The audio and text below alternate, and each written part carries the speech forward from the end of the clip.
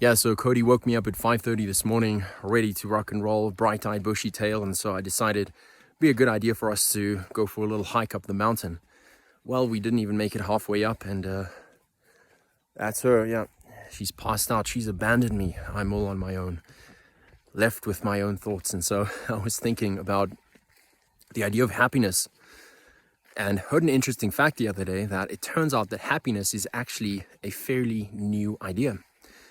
And I think it was only around the end of the 19th century, during a period called the Great Upheaval, where people actually started realizing that they are independent beings and that they can serve their own interests.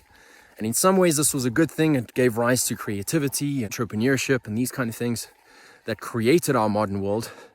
But it also gave rise to materialism, pleasure seeking, that was all centered in self. And you see, if you look at the Bible, it speaks about the idea of happiness, where, hey, are you awake now?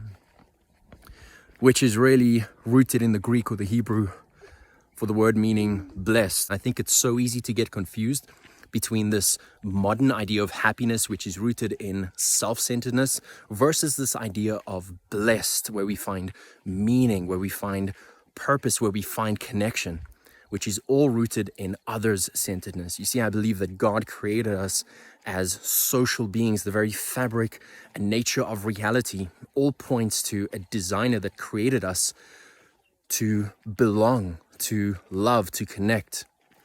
And so I believe that true blessedness or meaning, true happiness really comes from our horizontal and vertical relationships. I think of so many times looking back where I've tried to pursue something for my own personal gain, only really to be left high and dry, kind of like drinking a fizzy cool drink and feeling a temporary kind of satisfaction, but then having that dry kind of terrible feeling in your mouth and you just actually left more thirsty.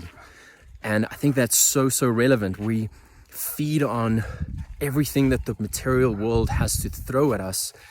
We become addicted and these become our drugs, and we just really left craving more, but never really being fully filled. And I just wonder how different our lives would be if we were to intentionally identify these things that are sucking the life out of us and take a moment to try and identify those things that are bringing us true lasting meaning and satisfaction.